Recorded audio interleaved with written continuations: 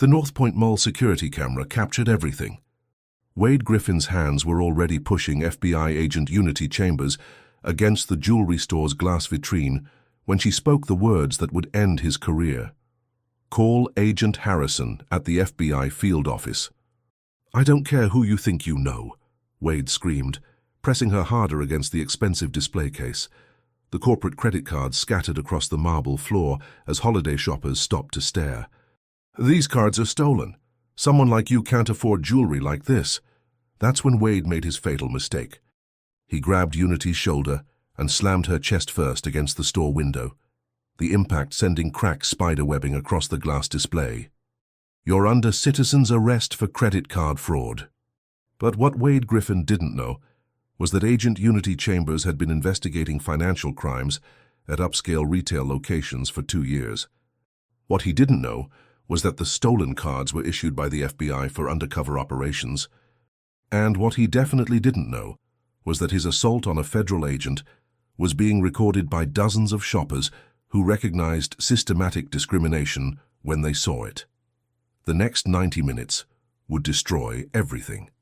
30 minutes earlier, FBI agent Unity Chambers had pulled into the valet parking at North Point Mall, Atlanta's most upscale shopping destination, her government-issued sedan drawing curious glances from the attendants accustomed to luxury vehicles.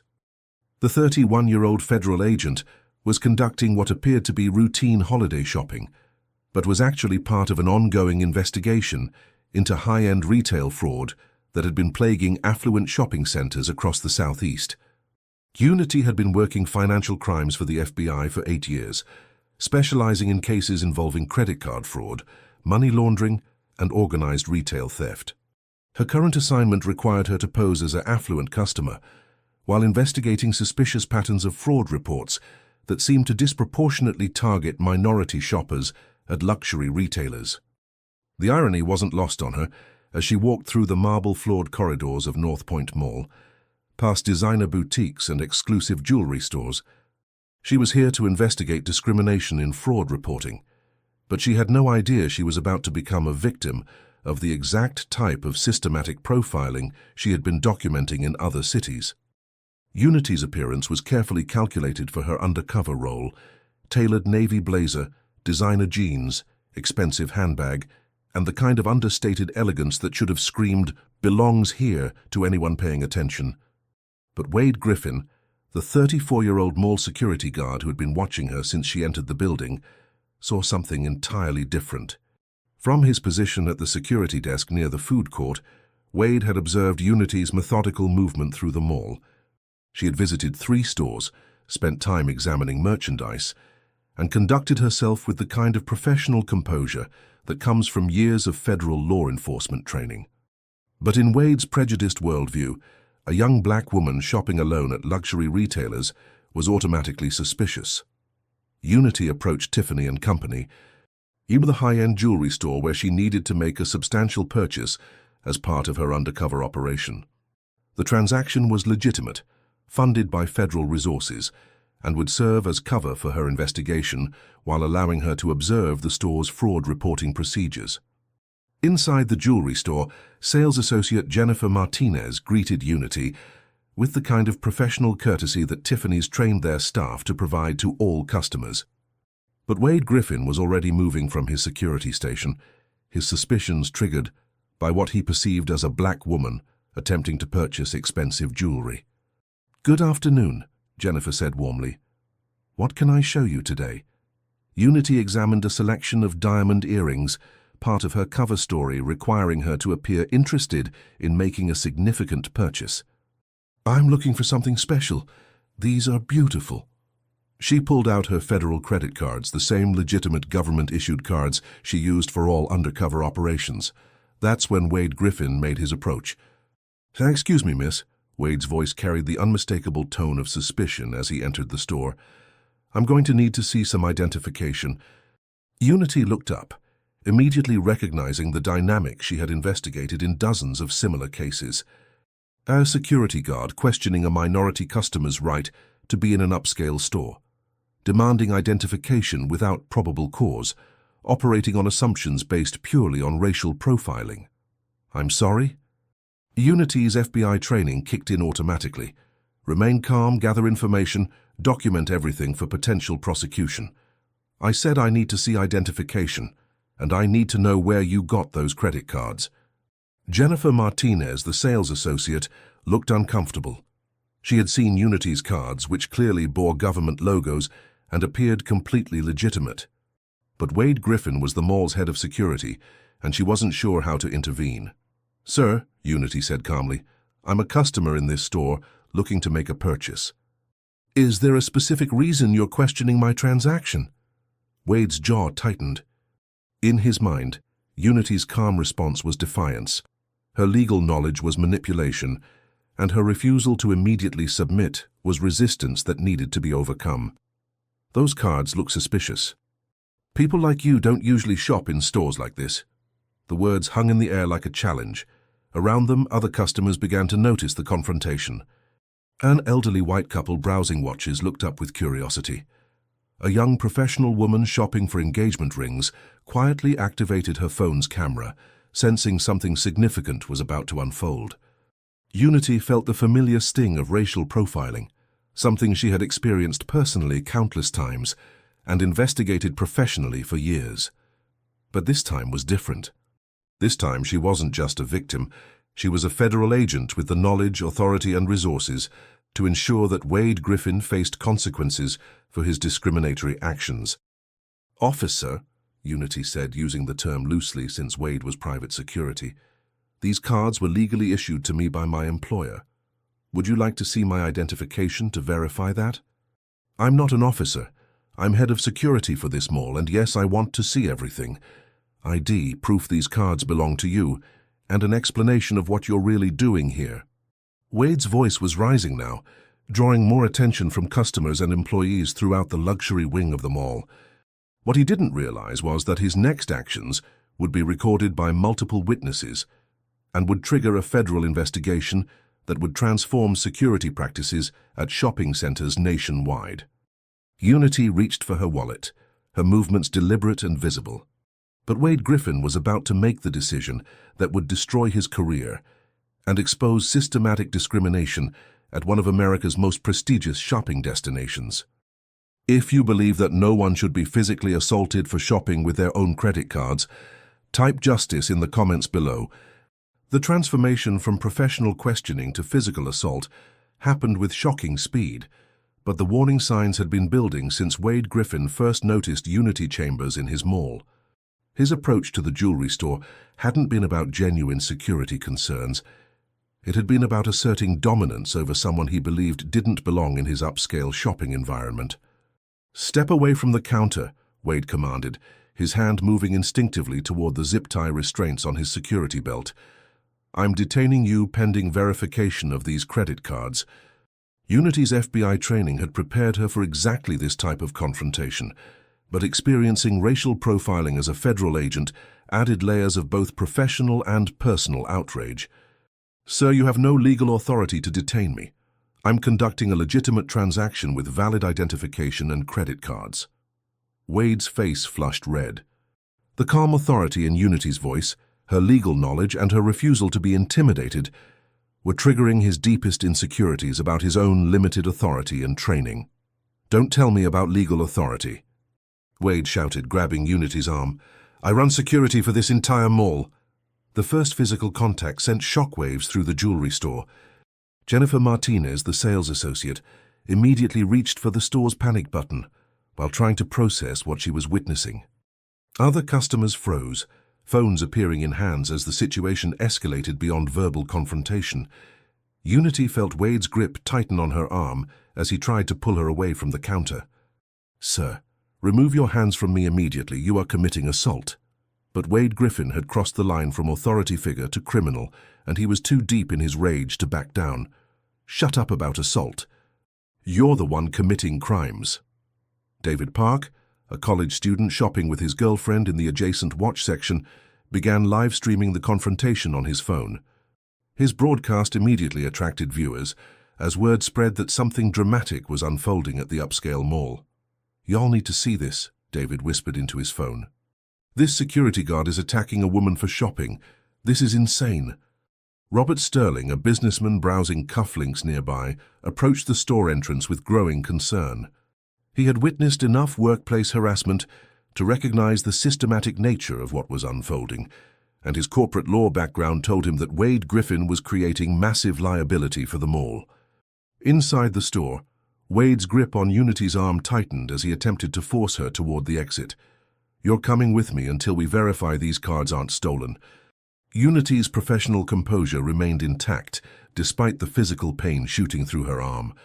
"Sir, I am informing you that you are violating my civil rights and committing multiple felonies." The word felonies seemed to enrage Wade further. In his mind, criminals accused law enforcement of wrongdoing to avoid consequences, and Unity's legal terminology convinced him she was a sophisticated fraudster trying to manipulate the situation. That's when Wade Griffin made the decision that would haunt him for the rest of his life. "I don't want to hear about felonies," he screamed, using his free hand to grab Unity's shoulder. With both hands on her body, he pivoted and slammed her chest first against the jewelry store's front window. The impact was devastating. Unity's body hit the reinforced glass with enough force to spiderweb the entire display case, and the sound of cracking glass echoed through the mall corridor like a gunshot. Expensive jewelry displays toppled inside the case as the structural integrity of the window was compromised. Unity felt the breath knocked from her lungs as her ribs compressed against the glass. Pain shot through her shoulder and back as Wade pressed his forearm against her spine, pinning her against the damaged window. "Now you're going to calm down and answer my questions." Wade's voice had risen to a scream that could be heard throughout the luxury wing of the mall. David Park's livestream exploded with viewer comments as hundreds of people watched the assault in real time. "Call the police. This is insane. He just assaulted her. That guard is going to prison. Get his badge number." But it was Unity's next words, delivered with perfect clarity despite the pain and the pressure against her back, that would transform this from a simple assault into a federal case that would reshape mall security nationwide. "Call Agent Harrison at the FBI field office," she said, her voice carrying across the store and corridor with unmistakable authority. Wade Griffin heard the words, but his adrenaline and rage were too intense for him to process their implications. In his mind, Unity was bluffing, using fake authority to try to intimidate him into releasing her. He was about to learn that some bluffs aren't bluffs at all, and that some mistakes are too catastrophic to survive. The federal agent he was assaulting was about to reveal exactly who she was, and Wade Griffin's career, freedom, and future were about to become collateral damage in his own prejudice. Wade Griffin's grip on Unity Chambers loosened slightly as her words registered, but his prejudice and adrenaline were too powerful for him to recognize the significance of what she had just said. Instead of releasing her and stepping back, he pressed harder against her back, driving her further into the cracked glass of the jewelry display. "You think you can intimidate me with fake FBI connections?" Wade snarled, his voice carrying across the mall corridor where dozens of shoppers had gathered to witness the confrontation. "I've heard every con artist story there is." Unity's response was to calmly reach for her phone with the hand that wasn't pinned against the glass. "Siri, call Agent Harrison." The phone's AI activated immediately, and the sound of dialing filled the tense silence that had fallen over the jewelry store. Wade could hear it clearly, but in his mind, Unity was simply calling an accomplice who would pretend to be federal law enforcement. Agent Sarah Harrison was reviewing case files in her Atlanta FBI field office when her phone rang with Unity's direct line. As Unity's supervisor and partner in the retail fraud investigation, Sarah knew that any call during an undercover operation meant something significant was happening. "Unity?" Sarah's voice came through the phone's speaker, crystal clear and carrying the unmistakable authority of federal law enforcement. "What's your status?" "Agent Harrison." Unity's voice remained professional despite the pain in her back and the pressure against her ribs. "I need immediate federal response to North Point Mall, Tiffany and Company. I'm being physically assaulted by mall security while conducting authorized undercover operations." The silence on the other end of the line lasted exactly 3 seconds, long enough for Agent Harrison to activate emergency protocols and long enough for Wade Griffin to realize that the woman he was assaulting had just identified herself as a federal agent to what sounded like an actual FBI supervisor. "Are you injured?" Agent Harrison's voice carried a tone that made everyone within hearing distance understand that the federal government was now directly involved in whatever was happening at North Point Mall. "Shoulder and back injuries from being slammed against glass display. Suspect is mall head of security Wade Griffin, continuing to use physical force against a federal agent conducting authorized operations." Wade's hands fell away from Unity's body as if he had been electrocuted. The color drained from his face as the full implications of what he had just done began to penetrate his rage-clouded judgment. He had assaulted a federal agent. He had committed felonies against a law enforcement officer. He had attacked exactly the type of person trained to investigate and prosecute the crimes he was falsely accusing her of committing. "Unity, federal units are dispatching now. ETA 8 minutes. I want everything documented and every witness identified." Agent Harrison's voice filled the jewelry store like the sound of approaching justice.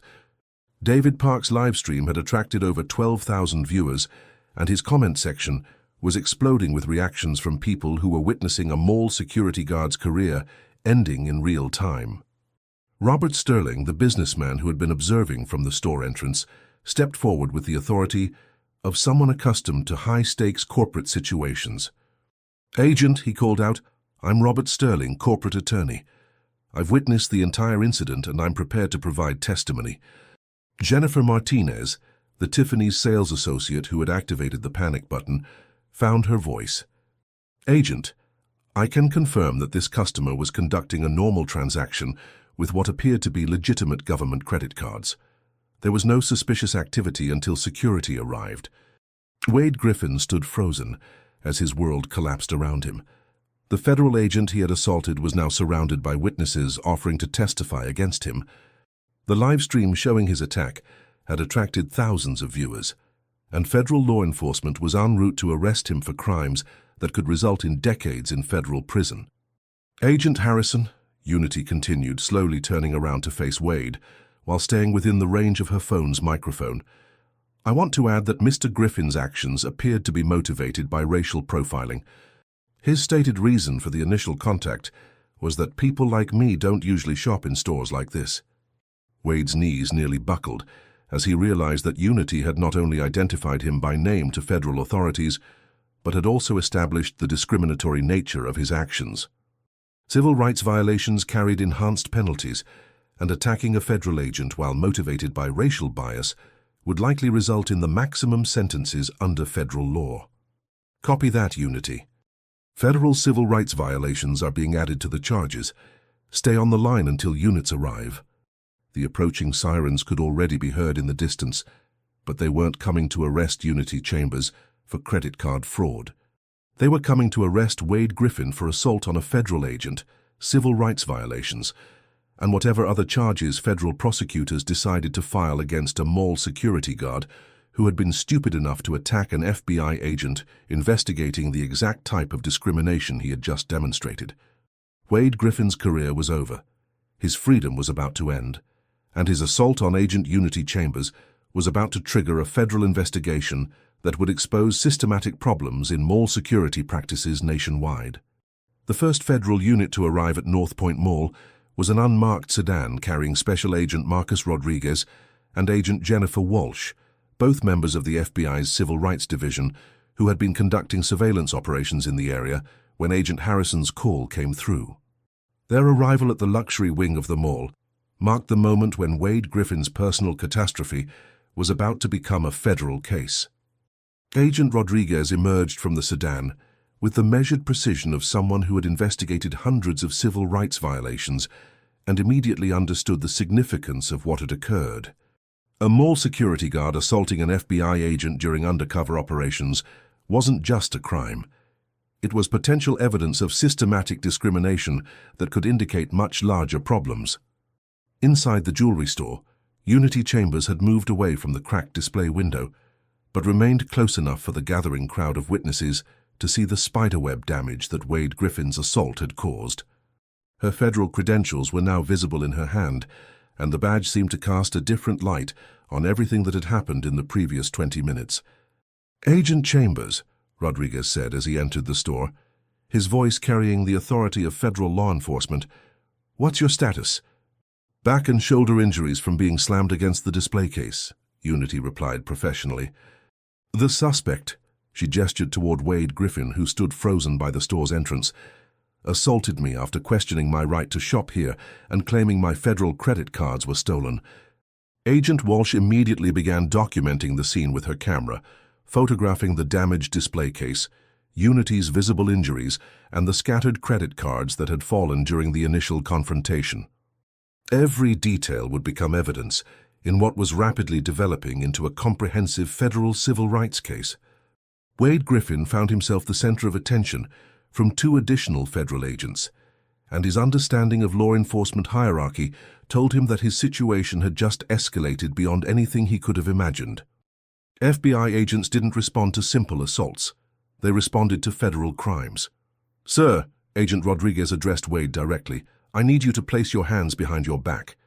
"Wait," Wade's voice cracked with desperation. "There's been a misunderstanding. I thought she was using stolen credit cards. I was just doing my job." Agent Walsh looked up from photographing the crime scene. "Mr. Griffin, your job is private security, not federal law enforcement. You have no training in credit card fraud investigation, no authority to detain federal agents, and no legal justification for putting your hands on Agent Chambers." The distinction was crucial and devastating. Wade had acted not as a legitimate security professional responding to actual criminal activity, but as a private citizen who had committed assault based on racial assumptions. The legal protections that might have applied to a reasonable security response were completely absent from his case. David Park's livestream had attracted over 25,000 viewers, and his commentary was providing real-time documentation of Wade Griffin's arrest. "Y'all, the FBI is here now. They're arresting the security guard. The woman he attacked really is a federal agent. This man destroyed his entire life over nothing." Robert Sterling, the corporate attorney who had witnessed the assault, approached Agent Rodriguez with information that would expand the scope of the investigation. "Agent, I think you should know that I've observed this security guard's behavior before. He seems to pay particular attention to minority shoppers, following them and questioning their presence in upscale stores." The revelation that Wade's behavior might be part of a pattern rather than an isolated incident immediately triggered additional protocols. Agent Rodriguez contacted the Civil Rights Division to request investigators who specialized in systematic discrimination cases. Jennifer Martinez, the Tiffany's sales associate, provided a statement that would prove crucial to establishing the discriminatory nature of Wade's actions. "Agent, I want to confirm that Agent Chambers was conducting a completely normal transaction. Her cards appeared legitimate, her behavior was professional, and there was no reason for security to be involved at all." As Agent Walsh secured Wade's hands behind his back with federal restraints, she read him his rights, while a growing crowd of shoppers recorded everything with their phones. The image of a mall security guard being arrested by FBI agents was already spreading across social media platforms, generating the kind of viral attention that would soon attract national news coverage. "Wade Griffin, you're under arrest for assault on a federal agent, civil rights violations, and interference with federal operations," Agent Walsh announced. "You have the right to remain silent." But the arrest was only the beginning. Agent Harrison arrived from the federal building with additional investigators, and their presence indicated that the FBI was treating this not as a simple assault case, but as potential evidence of systematic civil rights violations that could require comprehensive investigation of mall security practices. Unity Chambers, despite her injuries, was already thinking like the federal investigator she was. "Agent Harrison, I recommend we review all security footage from this location for the past 6 months. If Mr. Griffin has been targeting minority shoppers systematically, there will be evidence. The suggestion would prove prescient." The investigation that was about to unfold would reveal that Wade Griffin's assault on Agent Unity Chambers was not an aberration, but the inevitable result of discriminatory attitudes that had been affecting shoppers at North Point Mall for months. 3 hours after Wade Griffin's arrest, the conference room at the Atlanta FBI field office had been transformed into a comprehensive investigation center focused on what was rapidly being recognized as systematic discrimination at North Point Mall. Agent Unity Chambers sat across from internal affairs investigators, her shoulder wrapped in medical tape, providing detailed testimony about an assault that was revealing itself to be part of a much larger pattern. "Agent Chambers," said Detective Lieutenant Sarah Morrison, who had been called in to investigate potential civil rights violations, "I want you to walk me through Mr. Griffin's initial approach. What specific language did he use?" "He said that people like me don't usually shop in stores like that," Unity replied, her words being recorded for federal prosecution. "When I asked for clarification about why he was questioning my transaction, he stated that I didn't look like I belonged in an upscale jewelry store." Lieutenant Morrison made notes on her tablet. Wade's language constituted textbook racial profiling, and his escalation to physical assault would likely result in enhanced federal charges that carried significant prison time.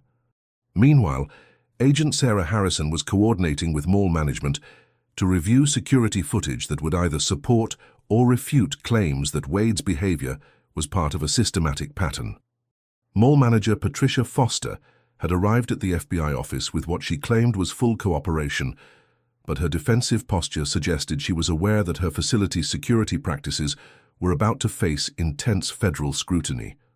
"Miss Foster," Agent Harrison said, reviewing preliminary incident reports, "we need complete records of all customer complaints involving Mr. Griffin, all security interactions he's had with minority shoppers, and all training materials used by your security staff." Patricia Foster's discomfort was obvious. "Agent Harrison, I want to assure you that North Point Mall has always maintained the highest standards of customer service and non-discrimination. But the records she provided would tell a different story." Special Agent Marcus Rodriguez, who had been analyzing the mall's incident reports, discovered a pattern that was both systematic and damning. "Agent Harrison, you need to see this. In the past 8 months, Wade Griffin has been involved in 43 suspicious activity reports. Want to guess what percentage involved minority customers? All of them? 96%. 41 of 43 reports involved Black or Hispanic shoppers. But here's the interesting part. None of the reports resulted in arrests, charges, or discovery of actual criminal activity. The statistics were devastating. Wade Griffin hadn't been responding to genuine security threats. He had been systematically harassing minority customers while creating documentation that would make his discrimination appear legitimate. Dr. Jennifer Hayes, a Georgetown University psychologist specializing in systematic discrimination, was contacted to analyze the pattern of behavior that the FBI investigation was uncovering. Her preliminary assessment would prove crucial to understanding how individual prejudice had become institutional discrimination. "What you're describing isn't random bias, Dr. Hayes explained during a phone consultation with the investigating team. "This represents systematic targeting based on demographic profiling. Mr. Griffin didn't develop these patterns independently.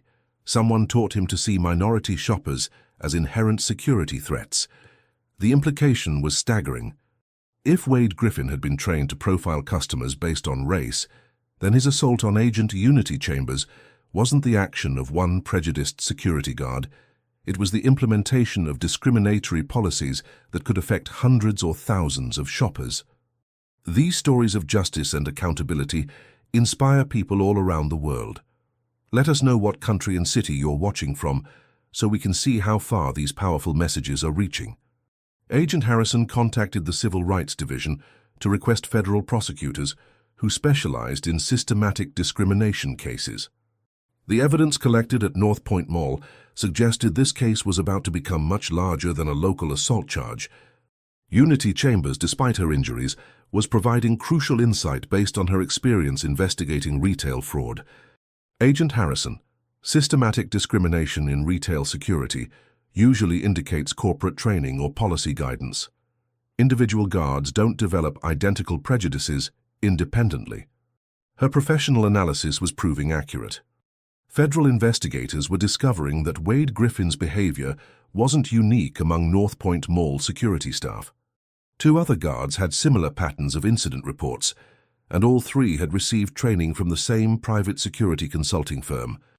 The consulting firm, Excellence Security Solutions, specialized in what they called customer risk assessment protocols for upscale retail environments. Their training materials, which would be seized by federal warrant within days, contained sophisticated psychological techniques for identifying high-risk customers based on demographic characteristics that were thinly disguised racial profiles. Robert Sterling, the corporate attorney who had witnessed the assault, provided additional context that would prove crucial to the federal investigation. Agents, I've seen similar security practices at other upscale shopping centers. There seems to be an industry-wide approach to customer profiling that targets minority shoppers while providing legal cover for discrimination. The scope of the investigation was expanding rapidly. What had begun as a single assault case was revealing systematic discrimination that could involve multiple shopping centers, security companies, and potentially thousands of victims.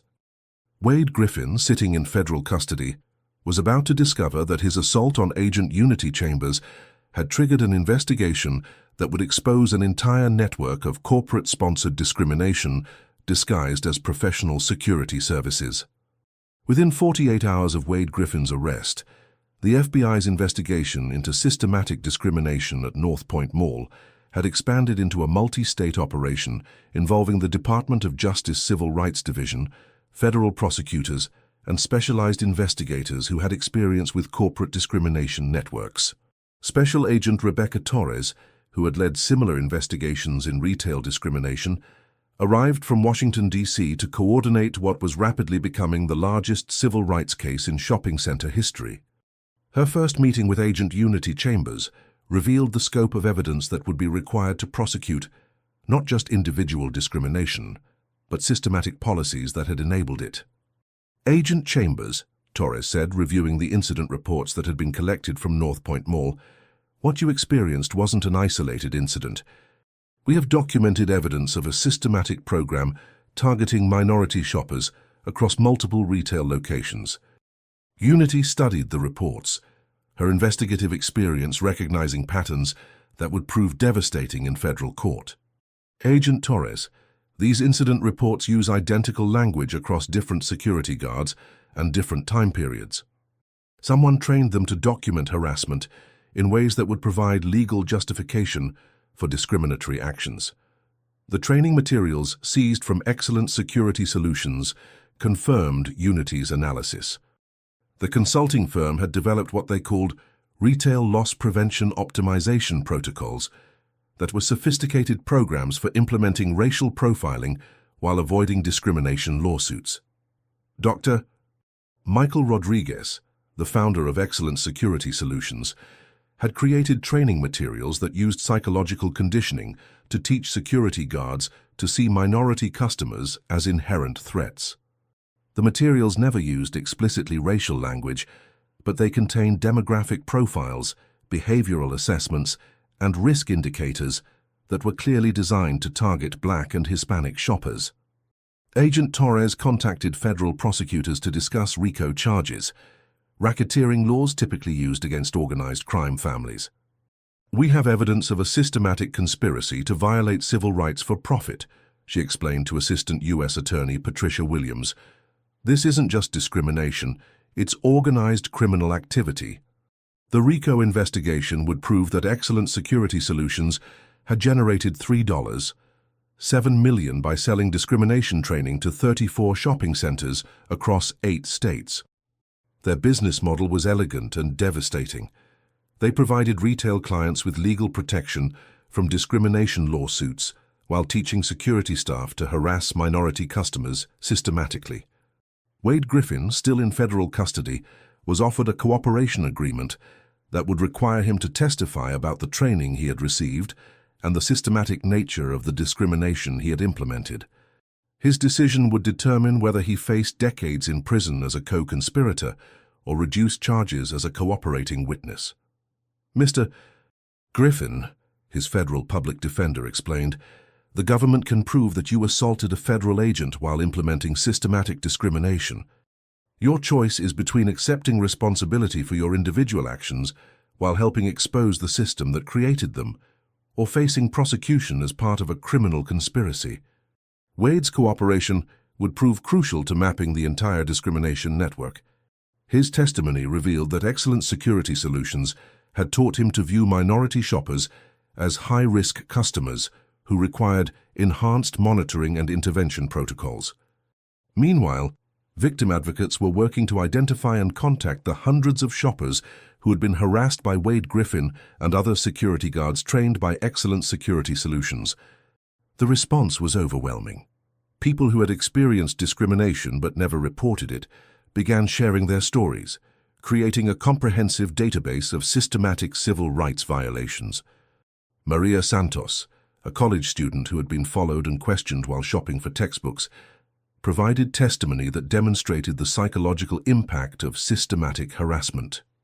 "I stopped going to certain stores because I was tired of being treated like a criminal," she explained to federal investigators. "I didn't realize that multiple stores were using the same security company with the same discriminatory training." The economic impact was significant. Federal economists calculated that systematic discrimination had cost minority communities an estimated $3 million in lost economic activity as customers avoided shopping centers where they had experienced harassment. Unity Chambers, whose assault had triggered the comprehensive investigation, was recovering from her injuries while providing crucial insight into the systematic nature of retail discrimination. Her experience as both victim and federal investigator gave her unique perspective on how corporate discrimination networks operated. "What Wade Griffin did to me wasn't random violence," Unity explained to congressional investigators who were examining the case. "It was the inevitable result of training that taught him to see people who looked like me as inherent threats to retail security." The congressional hearings would ultimately result in new federal legislation requiring civil rights training for private security companies and creating criminal penalties for corporate executives who implement discriminatory policies. Rodriguez, the founder of Excellent Security Solutions, was facing federal charges that could result in decades in prison for creating and operating what prosecutors described as the most sophisticated discrimination network in retail security history. But the investigation was about to reveal something even more disturbing. Excellent Security Solutions hadn't been operating independently. They were part of a larger network of consulting firms that specialized in corporate discrimination, disguised as business optimization. The investigation into Excellent Security Solutions revealed a network of corporate discrimination that extended far beyond shopping center security into what federal prosecutors would later describe as systematic monetization of racial profiling across multiple industries. Dr. Michael Rodriguez's consulting firm was just one branch of a sophisticated operation that had been selling discrimination training to retail, hospitality, and transportation companies nationwide. Federal investigators discovered that Rodriguez had partnered with Sterling Consulting Group, a Virginia-based firm that specialized in customer demographic optimization for upscale businesses. Together, they had created training programs that taught companies how to exclude minority customers while maintaining legal deniability for discriminatory practices. Special Agent Rebecca Torres led simultaneous raids on Sterling Consulting Group offices in Richmond, Charlotte, and Birmingham, seizing training materials that documented systematic discrimination across dozens of industries. What they found was evidence of corporate racism that had been packaged as professional consulting and sold to legitimate businesses seeking to maintain exclusive customer demographics. Sterling's business model was both elegant and devastating. They provided corporate clients with psychological training materials, legal protection strategies, and performance metrics that encouraged harassment of minority customers while creating plausible deniability for discriminatory actions. The mastermind behind Sterling Consulting Group was Patricia Weatherby, a former corporate attorney who had been sanctioned by the Virginia State Bar for discriminatory practices. Instead of facing consequences for her violations, Weatherby had monetized them, creating a consulting empire that generated $4 million annually by helping businesses implement systematic exclusion policies. Agent Torres personally led the raid on Sterling's headquarters in Richmond. What she found in Weatherby's office would become the centerpiece of the federal prosecution. Detailed studies on consumer demographic management that were scientific-sounding justifications for systematic racial profiling. The studies claimed to identify optimal customer demographics for upscale retail environments, but when analyzed by independent researchers, they proved to be elaborate justifications for treating minority customers as unwelcome in luxury shopping environments. Patricia Weatherby's most damaging creation was the Customer Experience Optimization Protocol, a comprehensive system for discouraging minority customers through systematic harassment while protecting businesses from discrimination lawsuits. The protocol included specific language for security guards to use, escalation procedures that would force customers to leave, and documentation requirements that would support false accusations if legal challenges arose. Wade Griffin had implemented the Customer Experience Optimization Protocol exactly when he assaulted Agent Unity Chambers. His actions weren't the result of personal prejudice, but systematic training designed to create confrontations while protecting corporate clients from legal liability. Federal forensic accountants analyzing Sterling's client records discovered that the discrimination network had affected an estimated 67,000 customers across 12 states over 4 years. The systematic nature of the conspiracy was undeniable, and federal prosecutors were preparing charges that would treat corporate discrimination as organized criminal activity. Unity Chambers, reviewing the evidence from her hospital bed where she was recovering from injuries sustained during Wade's assault, recognized the sophisticated nature of the discrimination network she had uncovered. "Agent Torres," Unity said during a briefing call, "this isn't just systematic discrimination, it's corporate terrorism designed to exclude entire demographics from participating in commerce." Sterling Consulting Group created a system for economic segregation disguised as business optimization. The investigation had uncovered training materials that explicitly discussed the financial benefits of excluding minority customers from upscale retail environments. One Sterling Consulting Group memo was particularly damaging. Client locations implementing our customer experience optimization protocols report 23% increases in average transaction values and 34% improvements in customer satisfaction among target demographics. The memo provided mathematical proof that Sterling Consulting Group had consciously designed discrimination policies based on financial incentives, transforming civil rights violations from individual prejudice into systematic corporate strategy. But the most disturbing evidence was a series of psychological conditioning techniques that had been developed to override individual moral judgment and replace it with systematic prejudice. Sterling Consulting Group had created what they called cognitive behavioral modification protocols that used sophisticated psychological manipulation to turn ordinary security guards into instruments of corporate discrimination. The protocols were designed by Dr. Patricia Weatherby, who had combined her legal knowledge with behavioral psychology to create training that could implant racial biases in people who might not have naturally developed them. Security guards were conditioned through repeated exposure to false statistics, manipulated case studies and reward systems that incentivized discriminatory behavior while providing psychological justification for their actions. Wade Griffin hadn't just followed discriminatory policies, he had been systematically programmed to see minority customers as inherent threats through months of psychological conditioning that had overridden his natural empathy and replaced it with systematic suspicion. Federal psychologists analyzing the training materials described them as the most sophisticated program of institutional racism ever documented in American corporate history.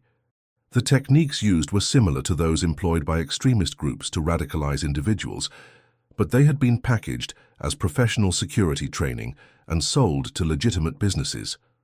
Agent Torres realized that the investigation had uncovered something far more dangerous than simple discrimination.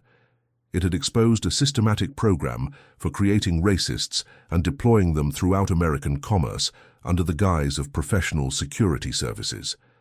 The scope of victims was staggering.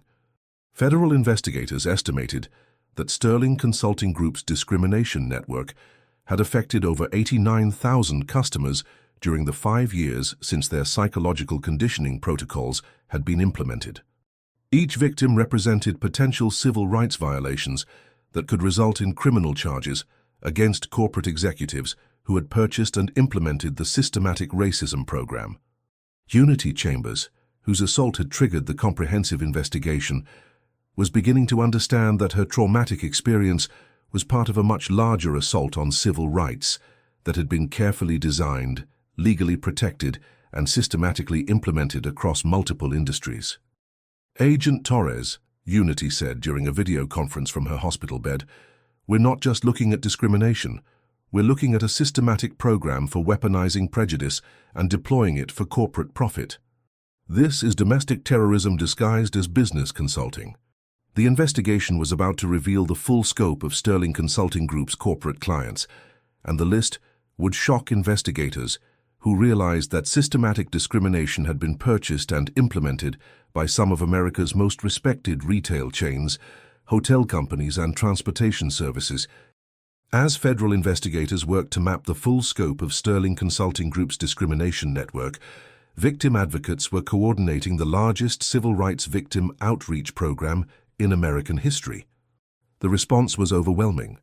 Thousands of people who had experienced harassment by security guards trained in psychological conditioning came forward with stories that documented the human cost of corporate-sponsored racism. Dr. Sarah Martinez, a pediatric surgeon from Charlotte, testified about being detained at an upscale department store while shopping for her daughter's graduation dress. The security guard had used identical language to Wade Griffin, questioning her right to be in the store and demanding proof that her credit cards weren't stolen. "The guard kept saying I didn't look like their typical customer," Dr. Martinez explained to federal investigators. "He made me feel like a criminal for trying to buy my own child a graduation dress. It wasn't until the store manager recognized me as a customer that he finally stopped harassing me." Dr. Martinez's experience was virtually identical to Agent Unity Chambers' assault, except that Dr.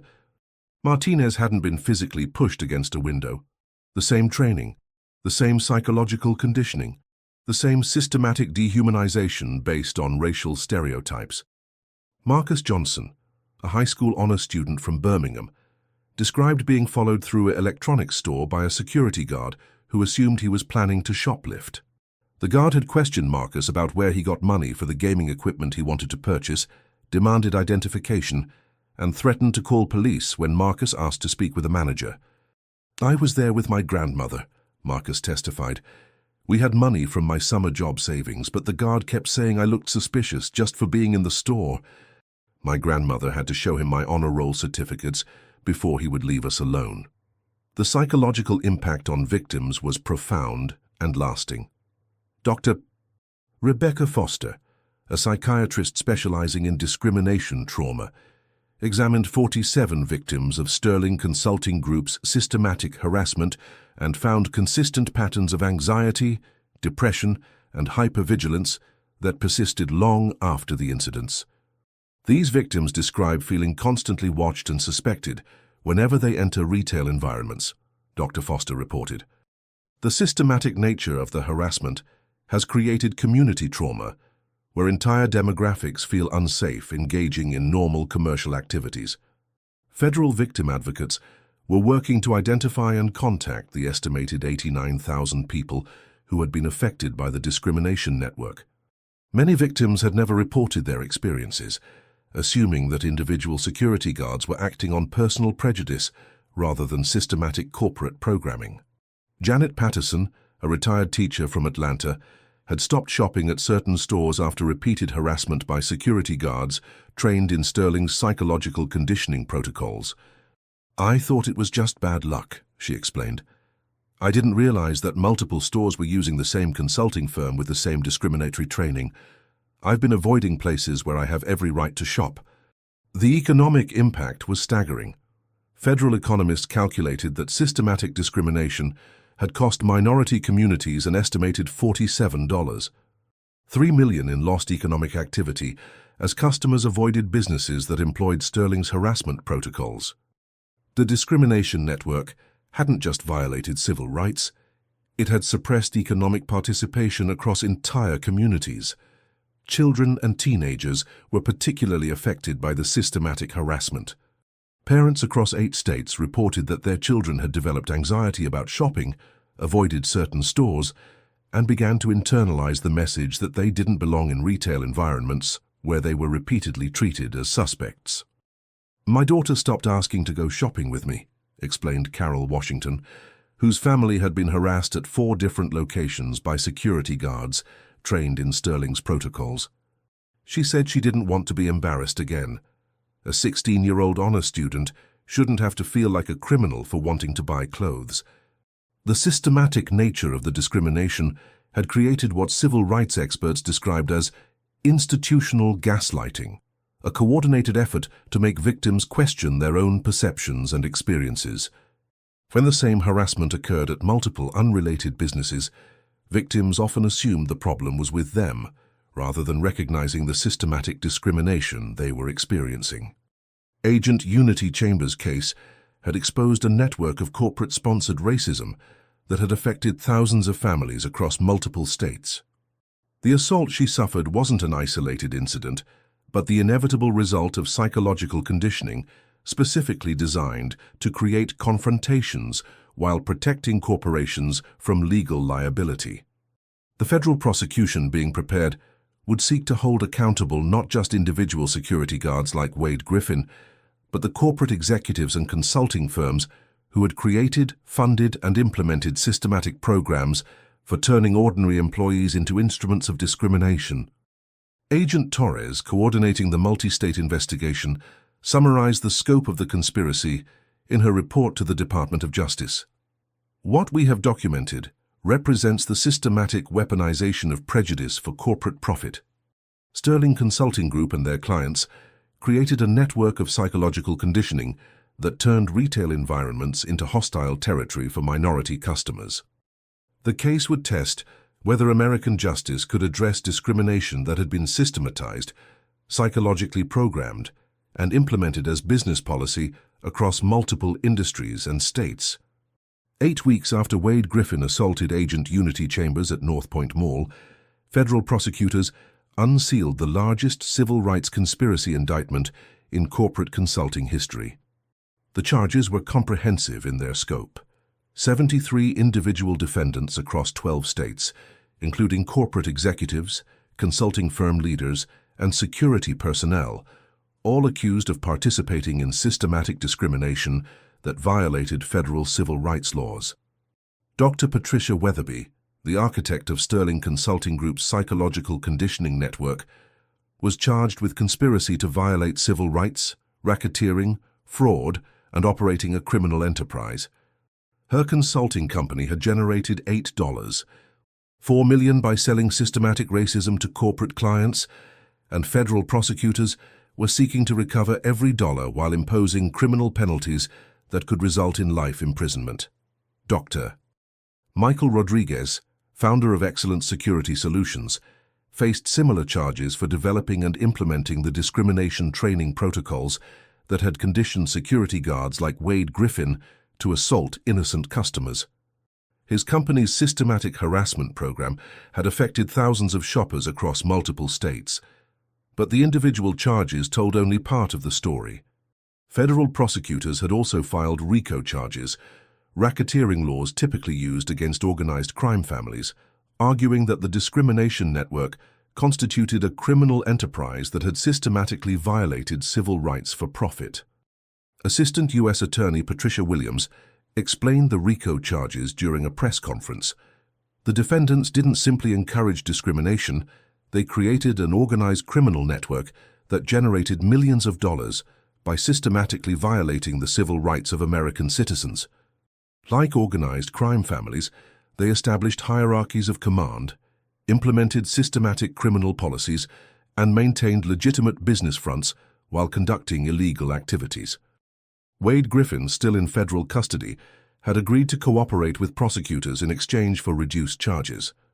His testimony would provide insider details about how psychological conditioning was implemented and how systematic discrimination was disguised as professional security training. "I want people to understand that I didn't wake up one day and decide to become racist," Wade said during his federal debriefing.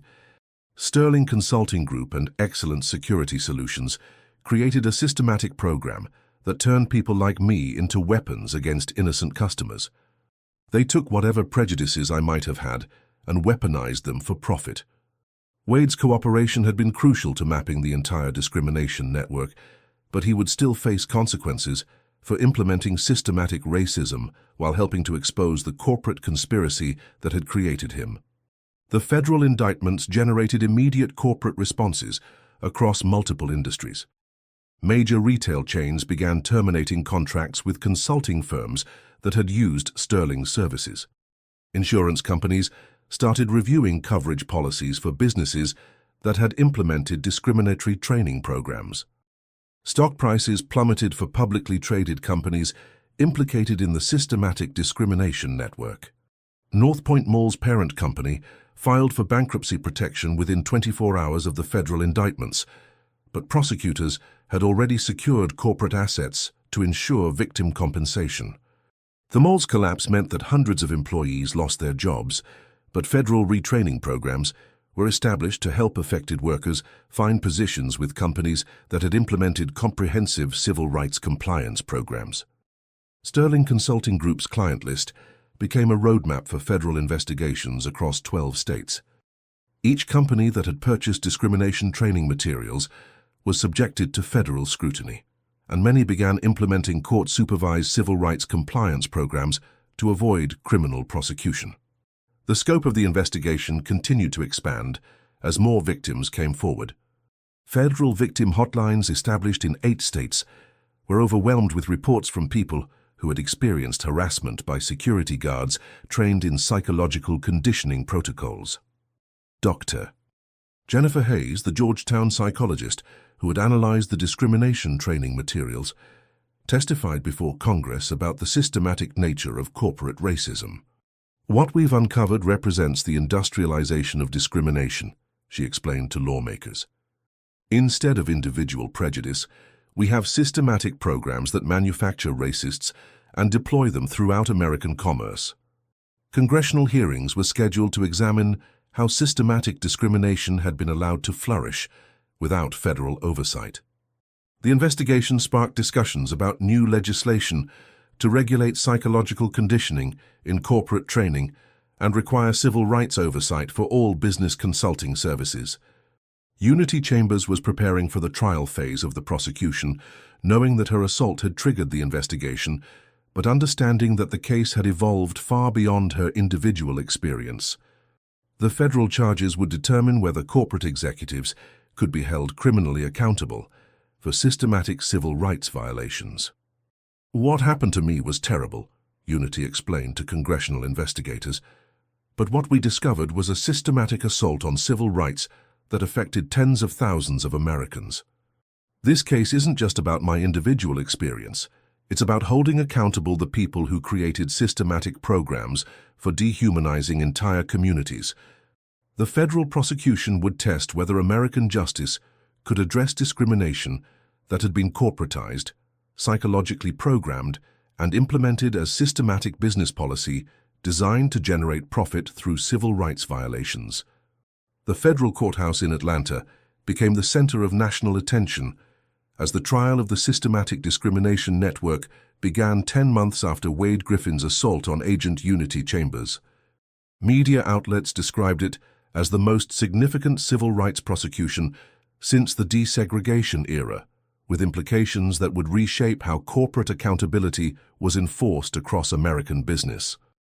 Judge Sarah Martinez, appointed to the federal bench by President Clinton, and known for her expertise in civil rights law, presided over a case that would test the limits of corporate criminal liability.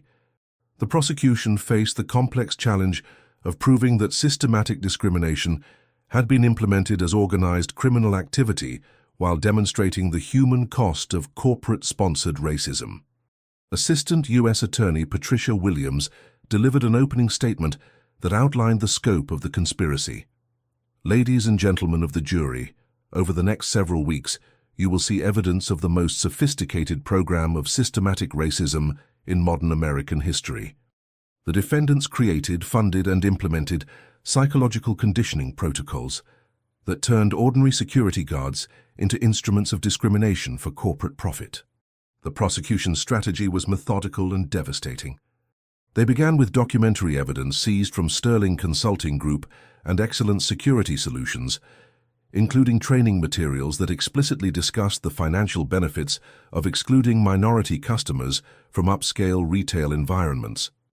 Agent Unity Chambers was the prosecution's first witness, and her testimony established both the personal impact of systematic discrimination and the professional credibility that made her an unimpeachable victim. On November 15th, Agent Chambers testified, "I was conducting authorized federal operations when I was assaulted by Wade Griffin for the apparent crime of shopping while black. What we discovered through federal investigation was that my assault wasn't random violence. It was the inevitable result of corporate policies designed to create exactly those confrontations."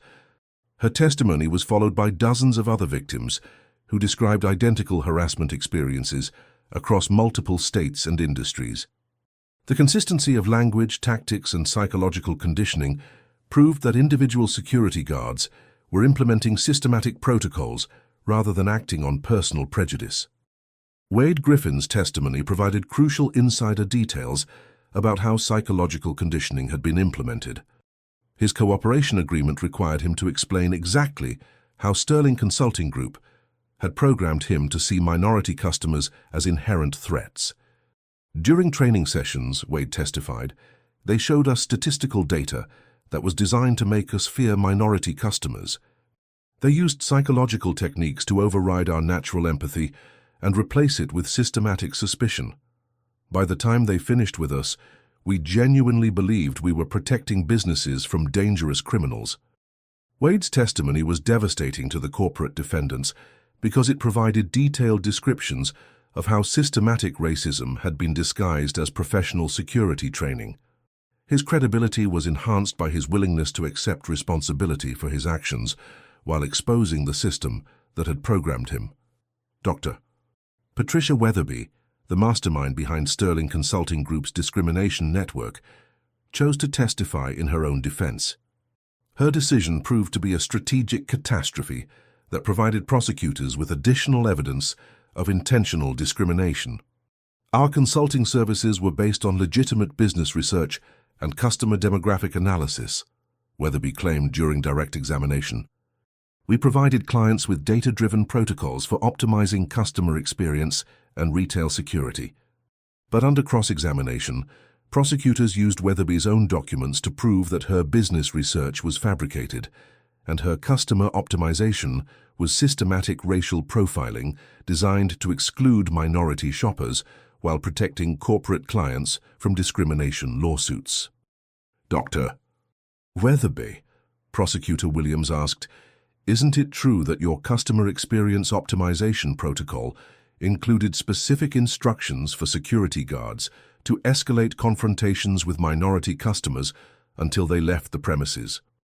"I disagree with that characterization. Let me read from your own training manual. Demographic-specific engagement protocols should continue until optimal customer departure is achieved." How is that different from systematic harassment designed to force minority customers to leave? Weatherby's inability to provide coherent explanations for the discriminatory content of her training materials proved that the systematic harassment was intentional rather than accidental. Expert testimony from Dr. Jennifer Hayes explained how sophisticated psychological conditioning could override individual moral judgment. The defendants didn't simply encourage discrimination, they systematically reprogrammed security personnel to see minority customers as inherent threats.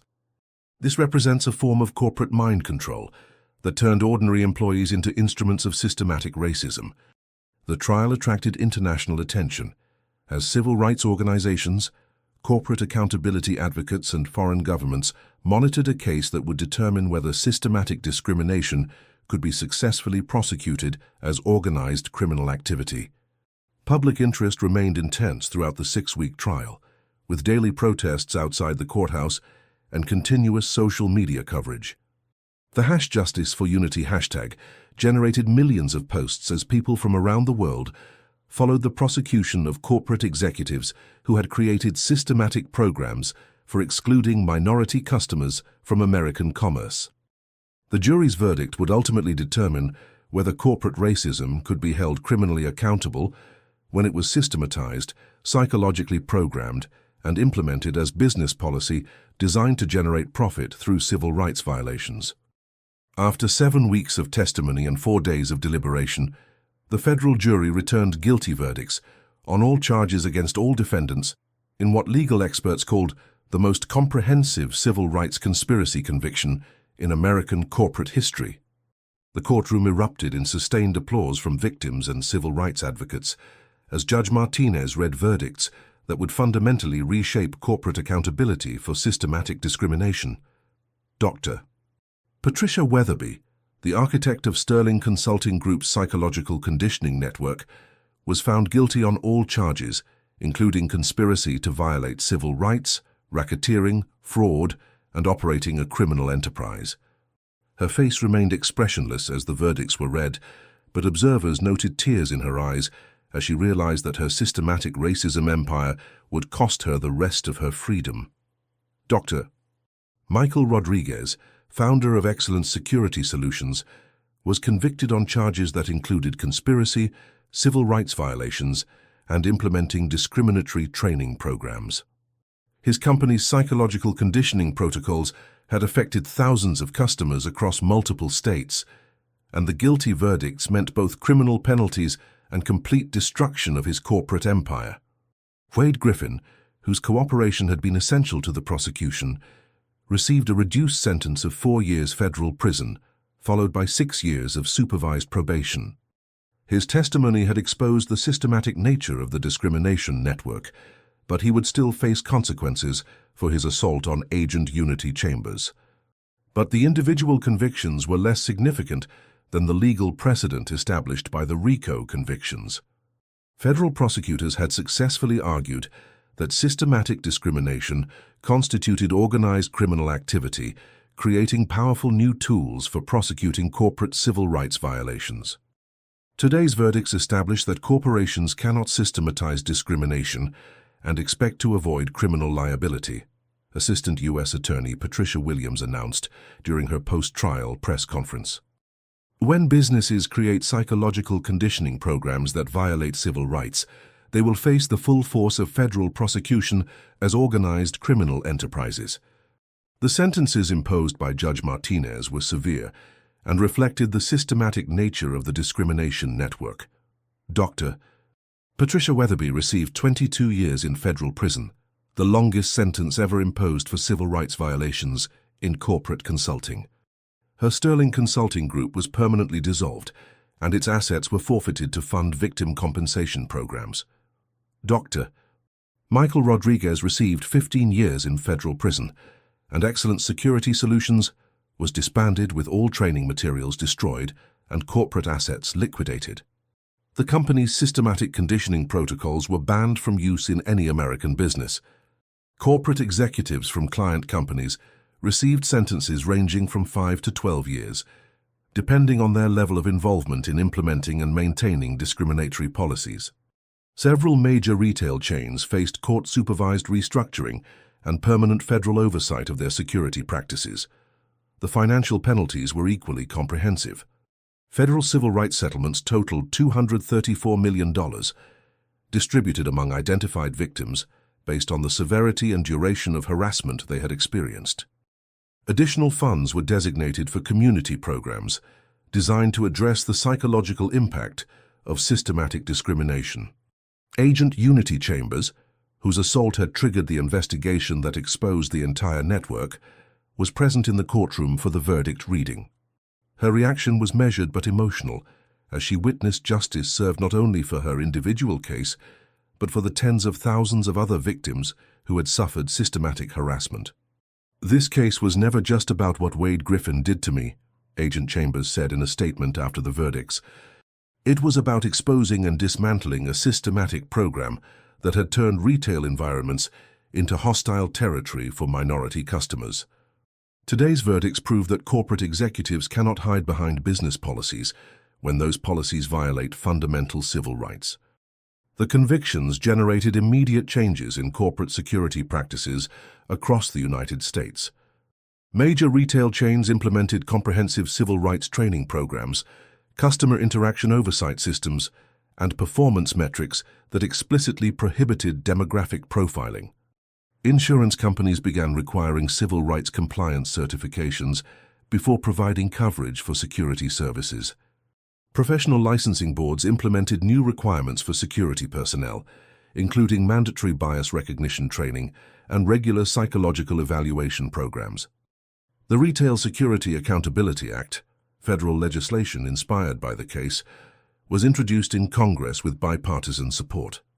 The law would require federal licensing for security consulting companies, mandatory civil rights training for all personnel, and criminal penalties for corporate executives who create or implement discriminatory policies. But the most significant impact was on individual lives. Victims who had been isolated by systematic harassment discovered they were part of a larger community affected by corporate-sponsored discrimination. Support networks formed across multiple states, creating systems of mutual assistance and advocacy. Dr. Sarah Martinez, the pediatric surgeon who had been harassed while shopping for her daughter's graduation dress, established the Civil Rights in Commerce Foundation to provide legal assistance to victims of retail discrimination and fund research into the psychological impact of systematic harassment. Marcus Johnson, the honor student who had been followed through an electronics store, received a full scholarship to study civil rights law, with plans to become a federal prosecutor specializing in corporate discrimination cases. The ripple effects of the prosecution extended beyond retail security into healthcare, transportation, hospitality, and every industry where private security interacted with the public. Corporate America had learned that systematic discrimination would be prosecuted as organized criminal activity, with individual executives facing decades in federal prison for creating policies that violated civil rights. 3 years after Wade Griffin assaulted Agent Unity Chambers at North Point Mall, the transformation sparked by that confrontation had reshaped not only corporate security practices, but the entire landscape of civil rights enforcement in American business. The systematic changes demonstrated how individual courage, when supported by federal accountability, could create protections that extended far beyond the original incident. The former North Point Mall had been converted into the Unity Chambers Civil Rights Training Center, a federally funded facility that provided comprehensive anti-discrimination education to security personnel, corporate executives, and community leaders from across the United States. The location where Agent Chambers had been assaulted was now marked by a memorial plaque that read, "On this site, courage confronted conspiracy and justice prevailed over systematic discrimination." Agent Unity Chambers had been promoted to director of the FBI's Corporate Civil Rights Division, leading a specialized unit of 89 agents who investigated systematic discrimination in business environments. Her division had already opened investigations into discriminatory practices in 34 industries, using techniques developed during the Sterling Consulting Group prosecution. The North Point Mall case taught us that corporate discrimination isn't just about individual prejudice. Director Chambers explained during the center's dedication ceremony. It's about systematic programs that weaponize bias for profit. Our job is to identify and dismantle these networks before they can affect more victims. Wade Griffin had completed his federal prison sentence and was now employed as the training center's director of accountability education. His transformation from perpetrator to advocate had become a powerful example of redemption through genuine accountability and service to others. Every day I meet with security personnel and corporate executives to explain how psychological conditioning turned me into someone I never intended to become, Wade said during a recent interview. I described the training that programmed me to see people like Agent Chambers as threats, and I help them understand how systematic discrimination operates and why it must be prevented. Wade's speaking programs had reached over 47,000 law enforcement and security professionals across 23 states. His first-hand account of how corporate policies had manipulated his prejudices, became a central component of federal civil rights training programs nationwide. The broader impact of the prosecution had been transformational.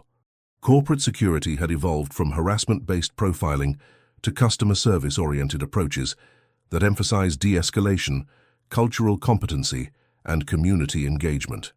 Security personnel were now trained to protect all customers rather than targeting specific demographics for harassment. Major retail corporations had voluntarily implemented comprehensive civil rights monitoring systems, customer interaction protocols that explicitly prohibited demographic profiling, and performance metrics that rewarded inclusive customer service. The financial risk of federal prosecution had proven more effective than decades of civil rights advocacy in motivating corporate compliance. Dr.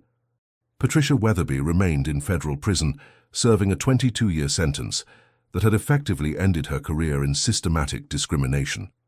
Her Sterling Consulting Group empire had been completely dismantled, its training materials banned and its psychological conditioning protocols prohibited from use in American business. The legal precedent established by the RICO convictions had been applied to systematic discrimination cases in healthcare, education, transportation, and financial services. Federal prosecutors now had comprehensive tools to address corporate civil rights violations that had previously been difficult to prosecute under individual discrimination statutes. International business communities had responded to the precedent by implementing global civil rights standards that exceeded local legal requirements. Multinational corporations recognized that discriminatory practices could result in federal prosecution regardless of where they occurred, making comprehensive civil rights compliance essential for international commerce. The Civil Rights in Commerce Foundation, established by Dr.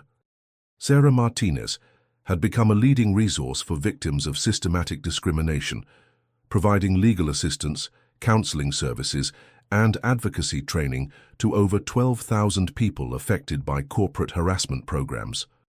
Congressional oversight had resulted in the Retail Security Accountability Act, creating federal licensing requirements for security consulting companies, mandatory civil rights training for all personnel, and criminal penalties for corporate executives who implement discriminatory policies.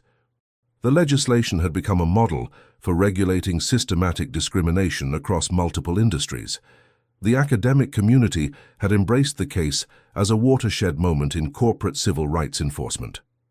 Business schools taught the Sterling Consulting Group prosecution as an example of how discriminatory practices ultimately damage corporate profitability and sustainability.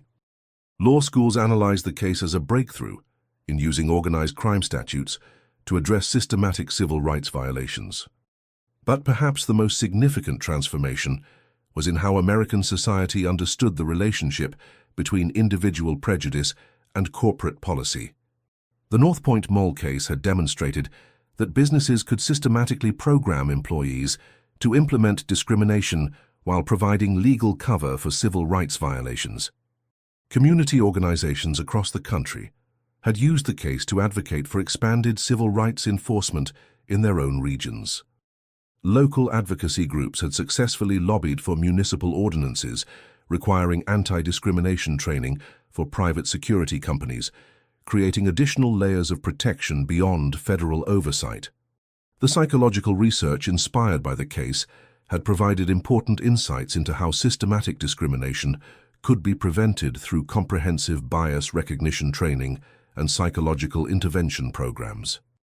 Studies of former Sterling Consulting Group clients showed that discriminatory conditioning could be successfully reversed through evidence-based rehabilitation programs. As Director Chambers reflected during the training center's anniversary ceremony, the transformation that began with her assault had created a new understanding of civil rights that recognized both individual responsibility and corporate accountability. 5 years after Wade Griffin's assault on Agent Unity Chambers triggered the largest civil rights prosecution in corporate consulting history, the ripple effects had created a global movement for business accountability that influenced civil rights enforcement across multiple continents and industries. Director Unity Chambers stood before the United Nations Human Rights Council in Geneva. delivering the keynote address for the International Conference on Corporate Civil Rights that would influence global business practices for decades to come. Her journey from victim to international advocate had demonstrated that individual trauma could be transformed into systematic change protecting entire communities. 5 years ago, Director Chambers told the Assembly of Representatives from 67 countries, "I was assaulted by a security guard who had been systematically trained to see people who looked like me as inherent threats." That assault exposed a network of corporate-sponsored discrimination affecting thousands of people across multiple countries. What we learned isn't just about one case, it's about how systematic injustice develops in corporate environments and how it can be defeated through comprehensive accountability. The international audience included representatives from countries that had implemented corporate civil rights legislation based on the precedent established by the Sterling Consulting Group prosecution. The case had become a global model for addressing systematic discrimination in business environments, where discriminatory practices could be exported internationally. Director Chambers' address was being simultaneously translated into 15 languages and broadcast to civil rights organizations, law enforcement agencies, and educational institutions worldwide. Her transformation from assault victim to International Authority on Corporate Discrimination had inspired similar investigations in 12 countries. Wade Griffin, now Director of Global Accountability Programs for the Unity Chambers Civil Rights Institute, watched the speech from his office in Washington, D.C. That's where he coordinated anti-discrimination training programs that had been implemented in 34 countries. His journey from perpetrator to international educator had become a central case study in restorative justice programs worldwide. I watched Director Chambers speak to world leaders about corporate accountability, and I remember the moment I slammed her against that jewelry store window, Wade reflected in his recently published memoir, From Conditioning to Consciousness, How Corporate Programming Nearly Destroyed My Humanity. The book had become required reading in business ethics and criminal justice programs, providing insight into how systematic discrimination was created, implemented, and ultimately defeated. The economic transformation had been equally significant. The corporate civil rights compliance industry, which hadn't existed before the North Point Mall case, now generated over $7 billion annually in training services, monitoring systems, and compliance consulting. Companies had discovered that treating all customers with dignity generated both moral satisfaction and substantial profits. Dr. Sarah Martinez, whose harassment while shopping for her daughter's graduation dress had provided crucial evidence in the federal prosecution, had been appointed to the Federal Trade Commission, where she led efforts to investigate and prevent discriminatory business practices across all industries. Her Civil Rights in Commerce Foundation had become the largest civil rights organization focused specifically on corporate accountability. The Sterling Consulting Group case proved that discrimination isn't just a social problem, it's a business problem that requires comprehensive business solutions, Commissioner Martinez explained during recent congressional testimony. When we made systematic discrimination economically unsustainable, we created market incentives for companies to implement genuine civil rights compliance programs. The technological innovations inspired by the case had created an entire industry focused on preventing discrimination through artificial intelligence, predictive analytics, and behavioral monitoring. AI systems could now identify the early development of discriminatory patterns before they affected large numbers of customers, providing intervention that protected both potential victims and companies from liability. The legal precedents established by the RICO convictions had been applied to systematic discrimination in 89 additional federal cases, creating a comprehensive framework for addressing corporate civil rights violations across every sector of the economy. Federal prosecutors had developed sophisticated tools for proving that discriminatory business practices constituted organized criminal activity. Educational institutions had integrated the case into curricula across multiple disciplines. Business schools analyzed the financial costs of systematic discrimination. Psychology programs studied the conditioning techniques used to create prejudice behavior, Law schools examined the innovative prosecution strategies that had successfully treated corporate discrimination as organized crime. The Unity Chambers Civil Rights Training Center had become a pilgrimage destination for civil rights advocates, corporate executives, and students studying the intersection of business practices and human dignity. Visitors often remarked that the transformation of a shopping mall into a center for civil rights education demonstrated that justice could emerge from the most ordinary locations when individuals chose courage over convenience. International corporations had implemented global anti-discrimination standards that exceeded local legal requirements in every country where they operated. The financial and reputational risks established by the Sterling Consulting Group prosecution had created comprehensive incentives for genuine civil rights compliance rather than mere legal compliance. As Director Chambers concluded her address to the United Nations, she reflected on the unexpected journey that had transformed her from a federal agent buying jewelry into an international advocate for corporate accountability and human dignity. "What we learned from one assault in one shopping mall," Director Chambers said to the global audience, "is that systematic discrimination depends on corporate impunity, individual silence, and community acceptance. When any one of those elements is challenged, when corporations face real accountability, when individuals refuse to accept discrimination, when communities demand justice, transformation becomes inevitable."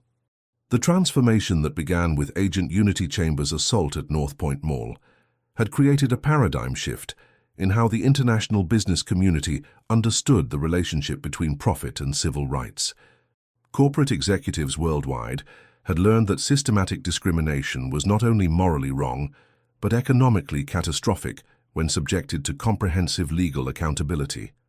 The European Union had implemented comprehensive corporate civil rights directives based directly on the Sterling Consulting Group prosecution, requiring anti-discrimination training for all security personnel and creating criminal penalties for executives who implement systematic harassment policies.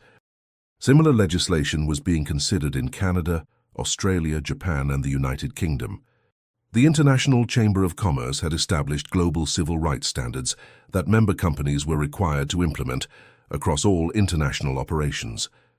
The standards included psychological screening for security personnel, bias recognition training, and comprehensive monitoring systems designed to prevent the development of discriminatory practices. Dr.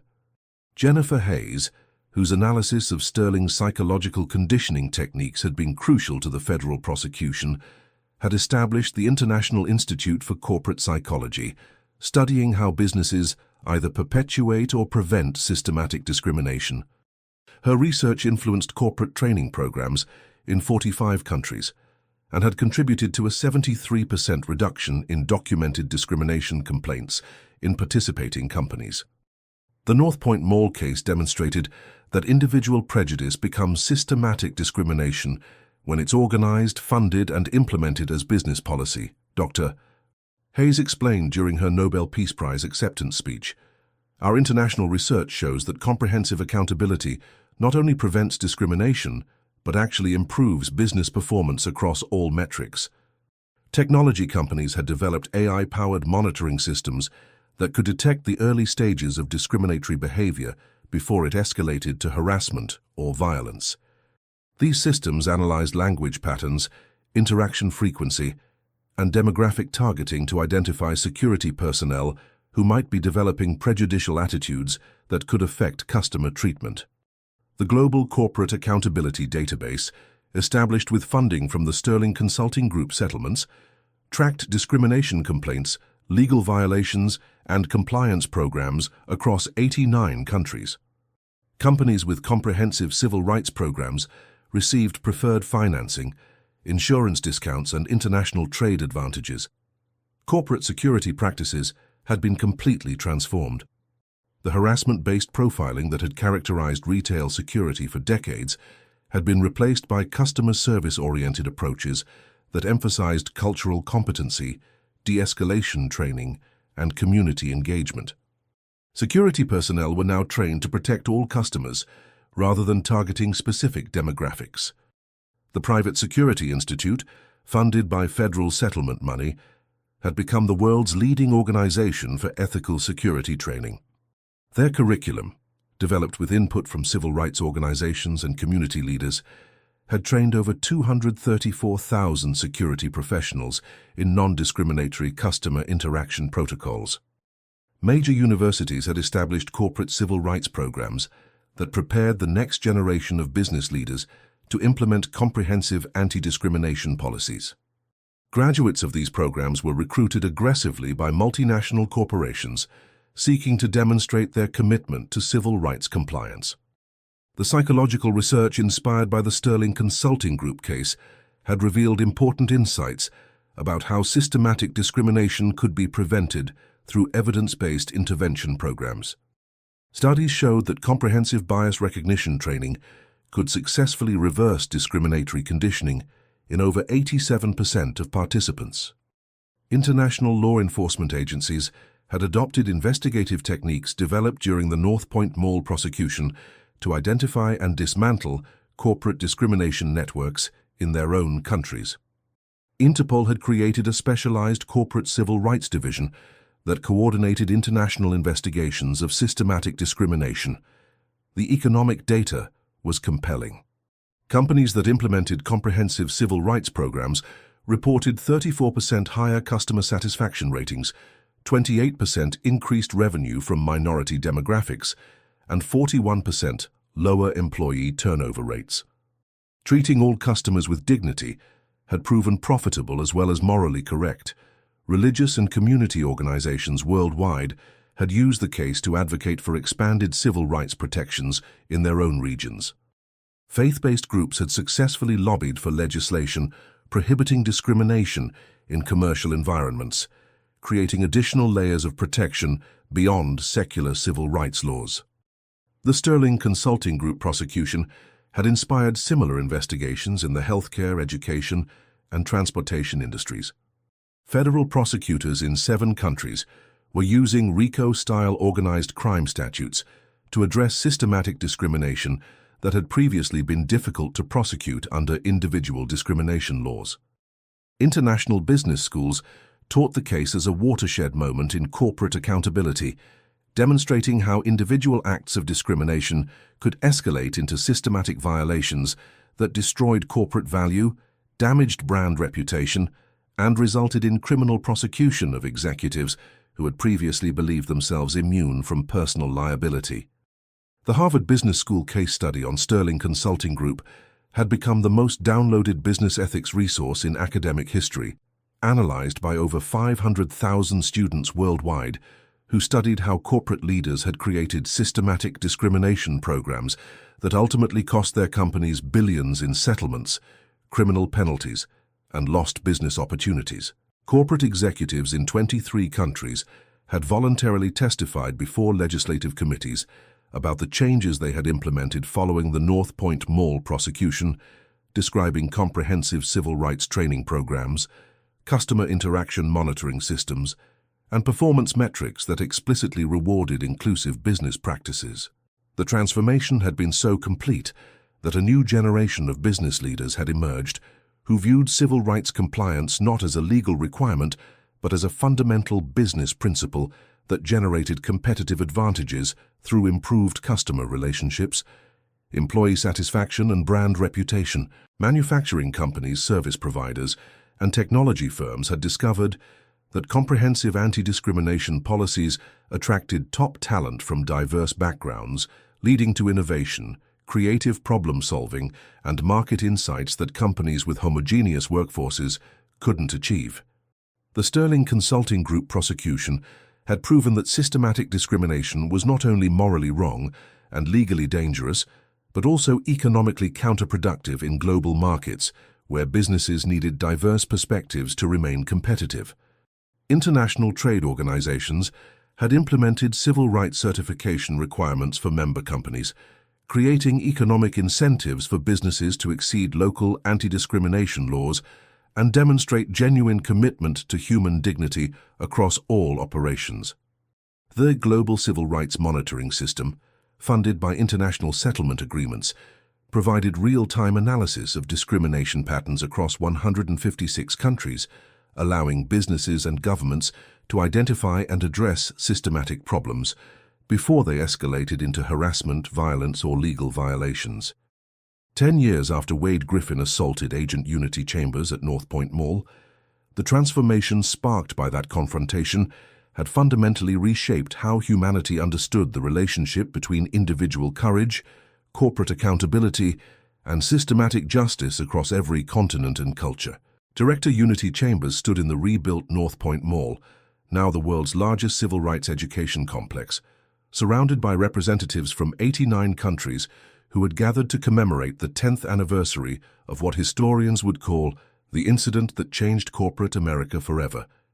The marble floor where her credit cards had scattered during Wade Griffin's assault was now marked by a bronze plaque embedded with the names of 127,000 verified victims of Sterling Consulting Group's systematic discrimination network. Each name represented a life that had been affected by corporate-sponsored racism, and together they formed a memorial to the human cost of business policies that had prioritized profit over human dignity. 10 years ago, Director Chambers addressed the International Assembly, I came to this mall to investigate financial crimes and ended up uncovering the largest corporate civil rights conspiracy in human history. What we learned changed not just how businesses operate, but how societies around the world understand the relationship between economic power and human rights. The audience included Wade Griffin, now 44 years old, and serving as the International Coordinator for Corporate Accountability Education.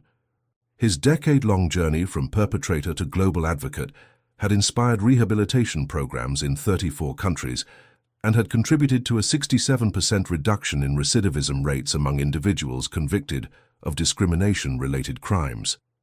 I destroyed my life and hurt an innocent person because corporate consultants had programmed me to see people who looked like Director Chambers as threats to businesses I was paid to protect, Wade said during his address to the Assembly.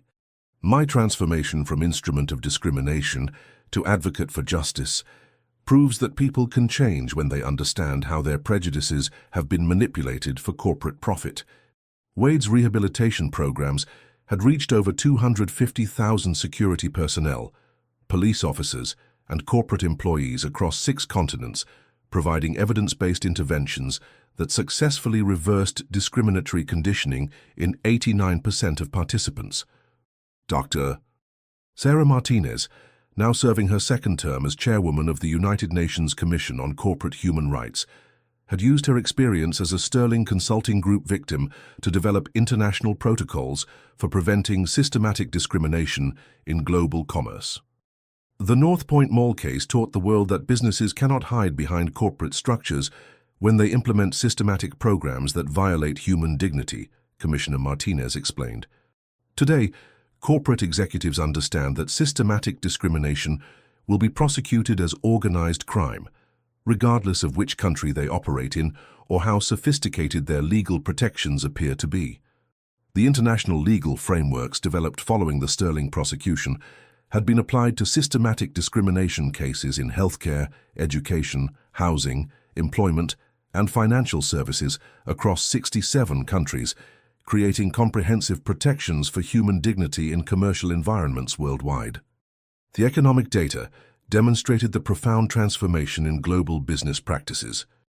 Companies with comprehensive civil rights programs reported 47% higher customer loyalty ratings, 38% increased employee productivity, and 52% better financial performance compared to businesses that maintained minimal legal compliance standards. The civil rights compliance industry had become one of the fastest-growing sectors in the global economy, generating over $23.7 billion annually, while providing employment for over 340,000 people, dedicated to preventing systematic discrimination in business environments. Religious leaders, community advocates, and international human rights organizations had used the precedent established by the Sterling prosecution to secure expanded civil rights protections in their own regions, creating additional layers of accountability beyond secular legal requirements. The psychological research inspired by the case had revolutionized understanding of how systematic discrimination developed and could be prevented through comprehensive intervention programs.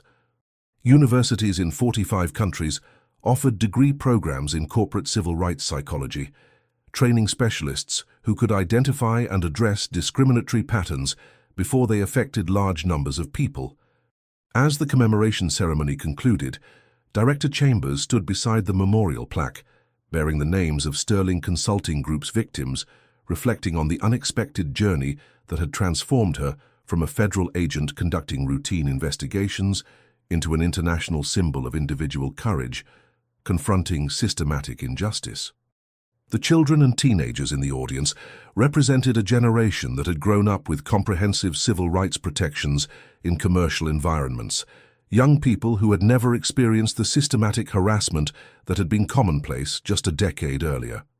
"What we proved in this mall 10 years ago," Director Chambers said in her closing remarks, "is that systematic injustice cannot survive when individuals choose courage over silence, when corporations face real accountability for discriminatory policies, and when communities demand that all people be treated with dignity and respect." The bronze memorial plaque reflected the afternoon sunlight streaming through the complex's skylights, illuminating names that represented not just victims of discrimination, but catalysts for transformation that had protected millions of people worldwide from experiencing similar injustice. The Unity Chambers Civil Rights Education Complex would continue training future generations of business leaders, law enforcement officers, and community advocates in the principles of human dignity that had emerged from one woman's refusal to accept discrimination as normal. Most importantly, the legacy demonstrated that in a connected world, individual acts of courage could create changes that rippled across national boundaries, cultural differences, and economic systems to establish justice as a fundamental principle of human interaction. The mall where it all began remained a powerful reminder that extraordinary transformation could emerge from ordinary places when individuals chose to stand up for what was right, regardless of personal risk or immediate consequences. Thank you to everyone who typed justice and shared their locations from around the world. Your global support means everything. These stories of courage and accountability prove that truth has no borders and justice knows no boundaries. If these incredible tales of transformation inspire you, please subscribe and help us continue sharing stories that demonstrate the power of individual courage to create systematic change. Until next time, keep believing in the power of truth and the courage to stand up for human dignity.